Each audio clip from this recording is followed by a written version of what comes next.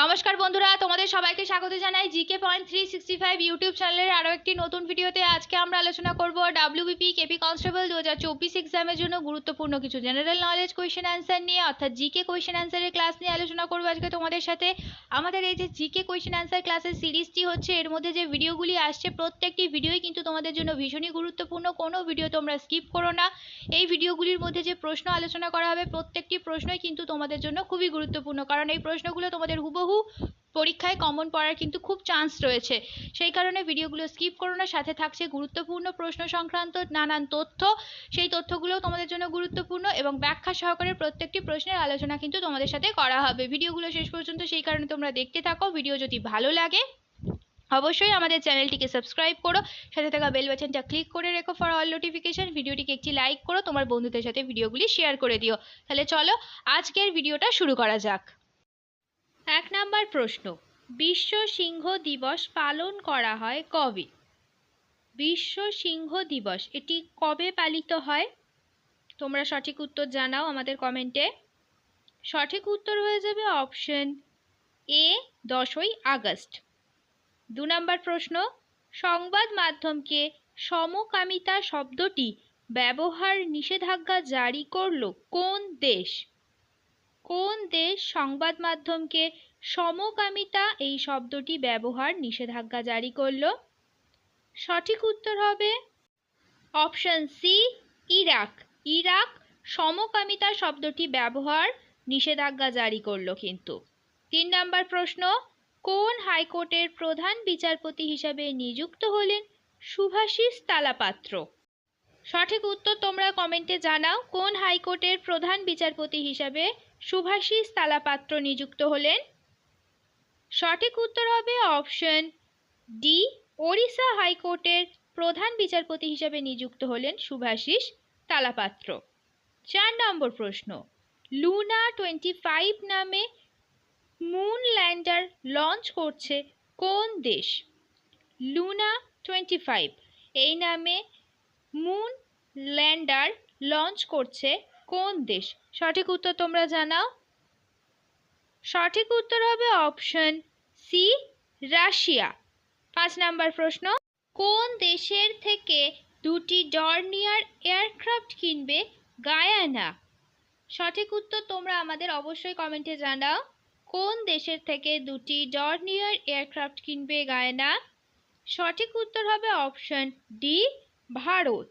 6 number প্রশ্ন, private English medium স্কুলগুলিতে তৃতীয় ভাষা হিসেবে বাংলাকে বাধ্যতামূলক করল কোন রাজ্য?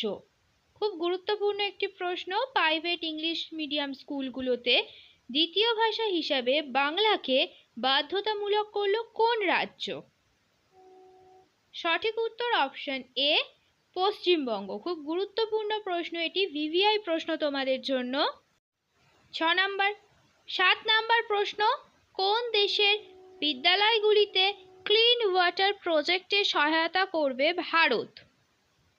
কোন দেশের বিদ্যালয়গুলিতে ক্লিন ওয়াটার প্রজেক্টে ভারত সহায়তা করবে? সঠিক উত্তর তোমরা জানাও।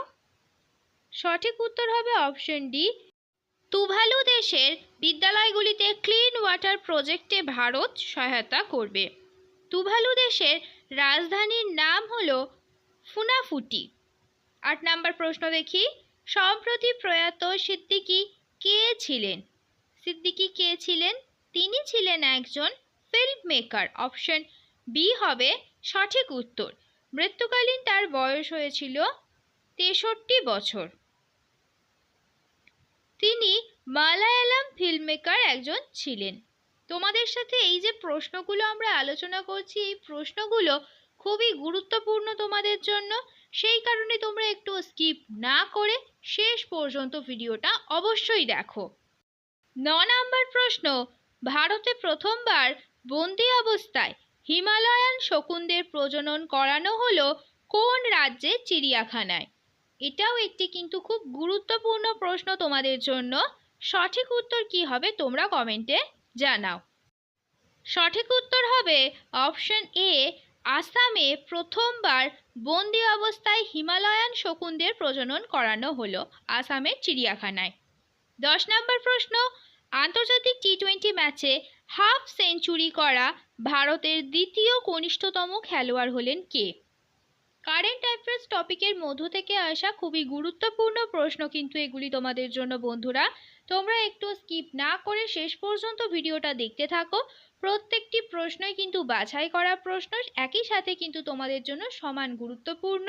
কেপি কনস্টেবল, ডাব্লিউবিপি প্রভৃতি পুলিশ এক্সামের জন্য কিন্তু এই ধরনের প্রশ্নই তোমরা কমন পাবে, সেই কারণে ভিডিওটা তোমাদের শেষ পর্যন্ত দেখতেই হবে। সঠিক উত্তর হবে অপশন এ, তিলক বর্মা আন্তর্জাতিক টি-20 ম্যাচে হাফ সেঞ্চুরি করা ভারতের দ্বিতীয় কনিষ্ঠতম খেলোয়াড়। 11 নম্বর প্রশ্ন, নীল নদ কোথায় পতিত হয়েছে? নীল নদ এই নামটির সাথে আমরা সবাই পরিচিত, তো এটি কোথায় পতিত হয়েছে? সঠিক উত্তর হবে অপশন এ, ভূমধ্যসাগরে নীল নদ পতিত হয়েছে।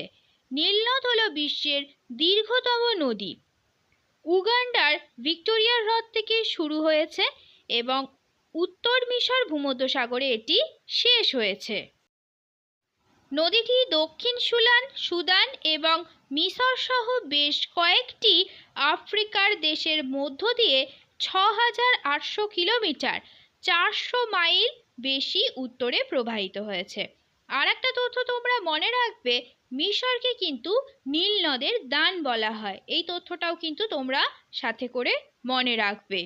12 নম্বর প্রশ্ন, নিম্নলিখিত কোন ব্যক্তি কলকাতার মিউনিসিপ্যাল কর্পোরেশনের মেয়র হননি? প্রশ্ন দেখো ভালো করে, মেয়র হননি বলেছেন, তো নিম্নলিখিত কোন ব্যক্তি কলকাতা মিউনিসিপ্যাল কর্পোরেশনের মেয়র হননি? সঠিক উত্তর কি হবে তোমরা অবশ্যই কমেন্টে আমাদের জানাও। এই প্রশ্নের সঠিক উত্তর হয়ে যাবে অপশন এ, অশোক ভট্টাচার্য। তিনি কখনোই কলকাতা কর্পোরেশনের মেয়র হননি। 13 নম্বর প্রশ্ন, রাতকানা রোগটি কোন ভিটামিনের অভাবে হয়ে থাকে? এই প্রশ্নটা অনেকবার তোমাদের করানো হয়েছে, আশা করছি তোমরা এর সঠিক উত্তর কিন্তু জানাতে পারবে। রাতকানা রোগটা কোন ভিটামিনের অভাবে হয়ে থাকে? তোমরা সঠিক উত্তর সবাই কিন্তু আমাদের কমেন্টে জানাও। সঠিক উত্তর হবে অপশন ডি, ভিটামিন এ এর অভাবে রাতকানা রোগটি হয়ে থাকে। তোমাদের জন্য যে সমস্ত প্রশ্নগুলো আলোচনা করা হচ্ছে বন্ধুরা, আর যে সমস্ত তথ্য আলোচনা করা হচ্ছে, সেগুলো কিন্তু তোমাদের জন্য ভীষণই গুরুত্বপূর্ণ, সেই কারণে ভিডিওটা তোমরা শেষ পর্যন্ত দেখতে থাকো। ভিডিওটা যদি তোমাদের ভালো লাগে তাহলে অবশ্যই কিন্তু আমাদের ভিডিওটিকে একটি লাইক করো, সাথে ওই ভিডিওটা কিন্তু তোমার বন্ধুদের সাথে শেয়ার করো। তার সাথে সাথে আমাদের চ্যানেলে যদি আজকে তোমরা প্রথম এসে থাকো, প্রথম যদি আমাদের ভিডিও দেখো, তাহলে অবশ্যই আমাদের চ্যানেলটি সাবস্ক্রাইব করে পাশে থাকা বেল বাটনটা ক্লিক করে যাও ফর অল নোটিফিকেশন। তাহলে চলো এবার পরের প্রশ্নটা দেখে নিই। 14 নম্বর প্রশ্ন, তানসেনের প্রকৃত নাম কি? তানসেন এনার প্রকৃত নাম কি? তানসেনের প্রকৃত নাম হলো রামতনু পান্ডে। অপশন এ হবে সঠিক উত্তর। 15 নম্বর প্রশ্ন, কুইনাইন পাওয়া যায়, দেখো নিচে 4টি অপশন আছে, নিম গাছ থেকে, সিনকোনা থেকে, আম থেকে, না ইউক্যালিপটাস থেকে। তোমরা সঠিক উত্তর সবাই আমাদের কমেন্টে জানাও, কুইনাইন কোথা থেকে পাওয়া যায়? সঠিক উত্তর হবে অপশন বি, সিনকোনা থেকে কুইনাইন পাওয়া যায়। পরের প্রশ্ন, কোষের বৈজ্ঞানিক অধ্যয়নকে কি বলা হয়? কোষের বৈজ্ঞানিক অধ্যয়ন এটিকে কি বলা হয়? সঠিক উত্তর হবে অপশন বি, সাইটোলজি বলা হয় কোষের বৈজ্ঞানিক অধ্যয়নকে। পরের প্রশ্ন, জ্যাক কথাটি কোন খেলার সঙ্গে যুক্ত? বিভিন্ন খেলা থেকে এই ধরনের শব্দ কি খেলার সাথে যুক্ত? এই প্রশ্নটা কিন্তু খুব কমন, বিগত কয়েক বছরের পরীক্ষাতেই কিন্তু এই ধরনের একটি করে প্রশ্ন তোমরা পাবেই। তো জ্যাক কথাটি কোন খেলার সঙ্গে যুক্ত তোমরা এখন বলো। সঠিক উত্তর হবে অপশন সি, বক্সিং এর সঙ্গে, অর্থাৎ বক্সিং খেলার সঙ্গে কিন্তু এই জ্যাব কথাটি যুক্ত। পরের প্রশ্ন দেখি, কে স্বরাজ দলের প্রথম সভাপতি ছিলেন? স্বরাজ দল প্রতিষ্ঠিত হয়েছিল 1923 সালের 1 জানুয়ারি। তো কে স্বরাজ দলের প্রথম সভাপতি ছিলেন তোমাদের বলতে হবে। স্বরাজ দলটি গঠিত হয়েছিল সি আর দাস এবং মতিলাল নেহেরুর দুজনের উদ্যোগে। তো স্বরাজ দলের প্রথম সভাপতি ছিলেন, সঠিক উত্তর হয়ে যাবে এখানে অপশন এ, সি আর দাস ছিলেন স্বরাজ দলের প্রথম সভাপতি। এবার পরের প্রশ্ন দেখি, ভারতীয় বন্যপ্রাণী প্রতিষ্ঠান সদর দপ্তর কোথায় অবস্থিত? ভারতীয় বন্যপ্রাণী প্রতিষ্ঠানের সদর দপ্তর অবস্থিত কোথায় তোমরা বলো? সঠিক উত্তর হয়ে যাবে অপশন সি, দেরাদুনে ভারতীয় বন্যপ্রাণী প্রতিষ্ঠানের সদর দপ্তর অবস্থিত।